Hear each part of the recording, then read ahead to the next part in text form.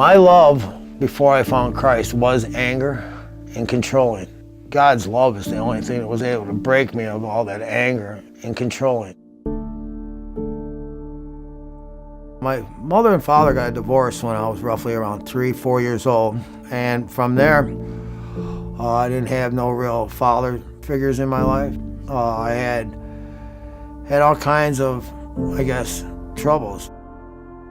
I went to school, and it was a religious school, and I have memories of some of the leaders in that church had abused me sexually for roughly 7 years. And every time I tried to explain to my family what was going on at the time, nobody would listen to me. So every time I tried to say something, I would get punished. And if I didn't go to the church or school, but I would ditch school, I would get punished, and they didn't understand why I wasn't going to school or why I would skip. And it was just,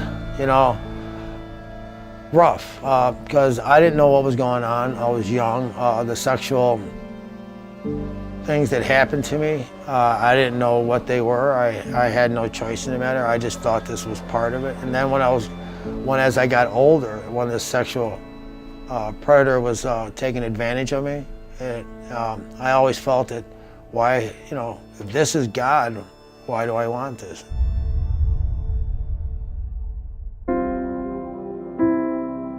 When I finally got out of all the situations that I was in, and I graduated high school, I went into service. And when I was in the service, they asked me, what did you want to do? And I said, I want to become the meanest man possible, because all those things that had happened to me when I was younger were fresh in my mind. I always felt that nobody should ever be able to lay hands on me again. And I made sure that happened.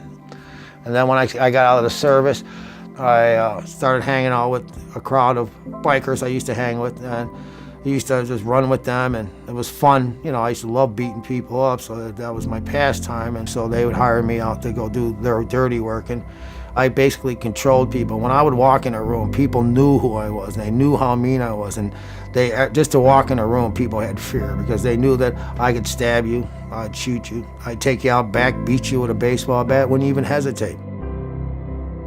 I was dating this girl, and her mother used to come around a lot and tell me that Christ told her to take me to church, and I used to laugh because I was still dealing drugs. But one day she came in and says, time to go to church. So I put on all my Harley garb. I said, I'm gonna put everything on I own Harley just to see who I can intimidate or control when I get there. Everybody in there was scared, because first of all, I dealt with a lot of them on the street, the prostitutes, the drug addicts. When I walked in there, they couldn't believe that I was walking in their church, because they thought I was coming in to get somebody. But once I got in there, sat down, and it just became so overwhelming. It just brings, it was cool. I gotta take a minute.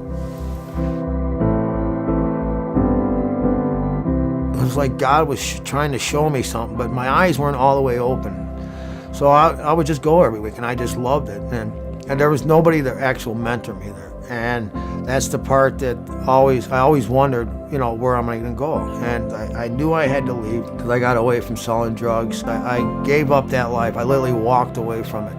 And I kind of just left Chicago, came to Grand Rapids. Didn't tell anybody, because I didn't want nobody to know where I'm at. When I first got here, it wasn't an easy journey, because I still wasn't being mentored, and I still kept doing some of the old stuff. So as time went on, of course, I got in trouble. I got disorderly conduct.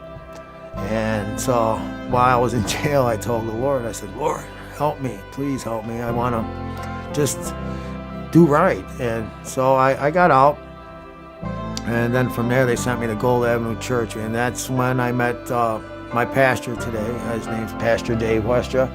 There was times when I was at church that, I'd be drinking for that week or whatever, and then Pastor Dave would notice I wasn't there. And then Pastor Dave would leave the pulpit and go get me. They all loved on me. They just scoffed me up, hugged me. It was so cool that I don't know how to explain it, because this was all a new experience for me. As our love altogether grew, we grew greater as a family in the church. The love there was just so overwhelming that I knew I'm in the right place. I'm thinking of the past and how the Lord has shown me mercy through the grace that He had given me, that I want to show everybody else that's out there, that through His mercy and His grace that we are all forgiven and not judged for anything. Even our past is not judged anymore once you're new in Christ. And that's what I want everybody to see.